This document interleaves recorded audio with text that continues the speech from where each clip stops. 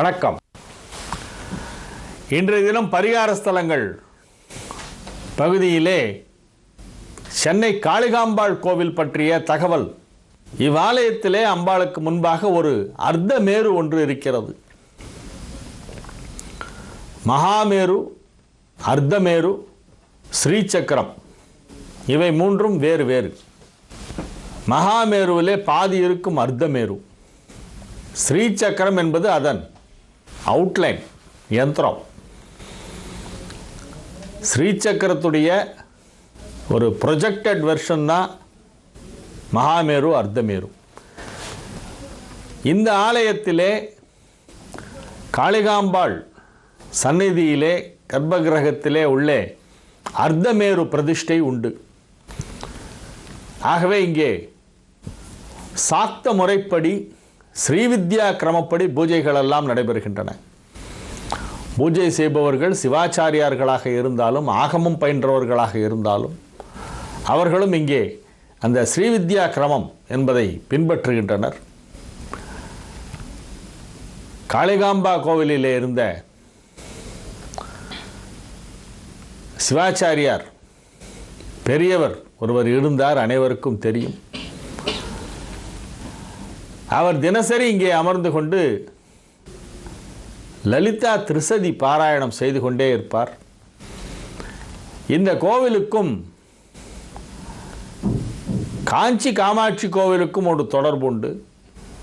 நம்மளை பார்த்தா அசப்பில் அப்படியே காமாட்சி அம்மன் மாதிரியே இருக்கும்.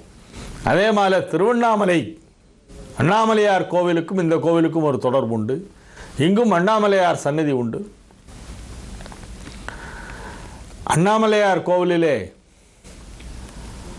பூஜை செய்கின்ற உரிமை பெற்ற அர்ச்சகர்களின் குடும்பத்திற்கும் இந்த காளிகாம்பா கோவிலிலே பூஜை செய்கின்ற அர்ச்சகர்கள் குடும்பத்திற்கும் தொடர்பு உண்டு. கொடுக்கல் வாங்கல்லாம் உண்டு. பொண்ணு கொடுத்து பொண்ணு எடுத்தெல்லாம் உண்டு. அண்ணாமலையாரை தரிசனம் பண்ணோன்னு சென்னையில் இருக்கிறவங்களுக்கு திடீர்னு ஒரு எண்ணம் வந்தால் உடனடியாக திருவண்ணாமலைக்கு போக முடியவில்லை என்றால் இங்கே வந்து அண்ணாமலையார் சன்னதியிலே வழிபட்டு விட்டு செல்வார்கள். அந்த அளவிற்கு இது ஒரு சிறப்பு வாய்ந்த ஒரு கோவில். சிவப்பிரதிஷ்டை இருக்கின்ற காரணத்தினால் நவகிரக சன்னதியும் இருக்கின்றது. இந்த விநாயகர் மிகவும் சக்தி வாய்ந்த ஒரு விநாயகராக இங்கே விளங்குகின்றார். சித்தி விநாயகர் சன்னதி. இத்தலத்திலே நவராத்திரியின் பொழுது 9 நாளும் சண்டி ஹோமம் நடைபெறுவது வழக்கம். ஸ்ரீவித்யா உபாசகரான ஸ்ரீ நரசிம்ம சாஸ்திரி என்பவர் 1960கள் 70களிலே அதை தினசரி செய்து கொண்டிருந்தார். குஹானந்த மண்டலின் ஸ்தாபகர் சார் என்று சொல்வார்கள் ஸ்ரீ சுப்பிரமணியர் என்னும் சிதானந்தநாதர். அவருடைய பூர்வாசிரம மருமான் ஸ்ரீ நரசிம்ம சாஸ்திரிகள் இந்த காளிகாம்பா கோவிலிலே நவராத்திரி 9 நாளும் சண்டி ஹோமம் செய்யும் பொழுது அங்கு சென்று அதை கண்டு கண்ணுற்று பிரசாதம் பெறுகின்ற பாக்கியம் சென்னையிலே இருந்த பலருக்கு கிடைத்திருக்கிறது. இத்தலத்திற்கு பாரதியார் பலமுறை வந்து வழிபட்டு இருக்கிறார் என்பது ஒரு முக்கியமான ஒரு செய்தி. யாதுமாகி நின்றாய் காளி என்னும் பாரதியாரின் பாடல் இந்த தலத்திலே பாடப்பட்டது. பாரதியாரால் பாடப்பட்ட ஒரு காளி. பாரதியார் ஒரு காளி பக்தர், அம்பிகை பக்தர். அம்பிகையை சரணடைந்தால் அதிக வரம் பெற்றிடலாம் என்பார் பாரதியார்.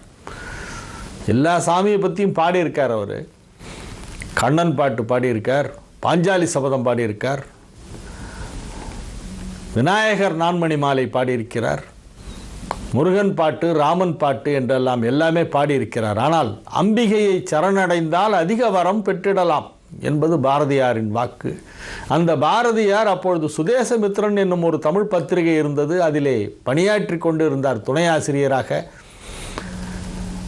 சென்னை பிராட்வேயிலே அதன் அலுவலகம் இருந்தது. அப்பொழுது தினசரி இந்த ஆலயத்திற்கு வந்து இந்த காளி சன்னதியிலே அமர்ந்து சிறிது நேரம் பாட்டு பாடிவிட்டு போவார் பாரதியார். ஆகவே பல சக்தி உபாசகர்களை, பல அருளாளர்களை, பல கவிஞர்களை தன்பால் ஈர்த்து கொண்ட ஒரு அம்மையாக இந்த காளிகாம்பாள் இன்றைக்கும் காட்சியளிக்கிறாள். ஆண்டவன் பிச்சை என்பவர் நிறைய பக்தி பாடல்கள்லாம் எழுதியிருக்கிறார். டி.எம். சௌந்தரராஜன் பாடி பிரபலமடைந்த உள்ளம் உருகுதையா என்னும் பாடல் இந்த தலத்திலே அவர் அமர்ந்து எழுதியது. அந்த பாடலை முதலாக டிஎம் சௌந்தரராஜன் இந்த காளிகாம்பா கோவிலிலே வந்து பாடினார். அதன் பிறகுதான் அது எல்பி ரெக்கார்டாக வெளியிடப்பட்டது. ஆகவே இந்த கோவிலை சுற்றி வரும்பொழுது அங்கே சன்னதியில் இருக்கின்ற ஒரு முருகனை தரிசனம் பண்ணால் அப்போ உடனே அந்த உள்ளம் முருகதையா பாடல் நம் செவிகளிலே ஒலிக்கும். உண்மையிலேயே உள்ளம் முருகுகின்ற ஒரு கோவிலாக இது இருக்கிறது என்பதை இங்கே சென்று வழிபாடு செய்பவர்களுக்கு தெரியும். தொடர்ந்து சிலர் வெள்ளிக்கிழமை இந்த கோவிலுக்கு வருவார்கள். சிலர் வாரம் ஞாயிற்றுக்கிழமை என்று இந்த ஆலயத்திற்கு வருவார்கள். பாரிஸ் கார்னர் என்று இப்பொழுது அழைக்கப்படுகின்ற இப்பகுதிக்கு முன்பு ஜார்ஜ் டவுன் என்று பெயர் இருந்தது. அதற்கு முன்பு இது சென்னை குப்பம் என்று அழைக்கப்பட்ட ஒரு பகுதியாகும். இந்த அம்மனுக்கு சென்னம்மாள் என்று ஒரு பெயர் இருந்ததாக சொல்லப்படுகிறது. இது எல்லை தெய்வமாக இருந்திருக்க வேண்டும் என்று சில ஆராய்ச்சியாளர்கள் கருதுகின்றனர். ஒவ்வொரு பகுதிக்கும் ஒரு எல்லை தெய்வம் இருக்கும் அல்லவா, அதை போல சென்னைக்கு இது ஒரு எல்லை தெய்வமாக இருந்திருக்க வேண்டும் என கருதுகின்றனர். இந்த சிறப்புமிகு காளிகாம்பாள் கோவிலின் சென்று விநாயகர், முருகர், சிவன், அம்பாள், பரிவார தேவதைகள், பஞ்சசக்திகள் உட்பட ஸ்ரீ காளிகாம்பாளை நாமும் தரிசனம் செய்து அனைத்து முயற்சிகளிலும் வெற்றி பெறுவோம், வெற்றி கிடைக்கும் தலமாக இது விளங்குகிறது என்று சொல்லி இன்றைய நிகழ்ச்சியை இத்துடன் நிறைவு செய்து கொள்கிறேன். நாளைய நிகழ்ச்சியிலே மற்றும் ஒரு ஆலயத்தை பற்றிய அரிய தகவல்களுடன் உங்களை சந்திக்கிறேன். உங்களிடமிருந்து இப்பொழுது தற்காலிகமாக விடைபெற்றுக் கொள்வது உங்கள் வழிகாட்டி ஜோதிடர் ஹரிகேசநல்லூர் வெங்கட்ராமன். வணக்கம்.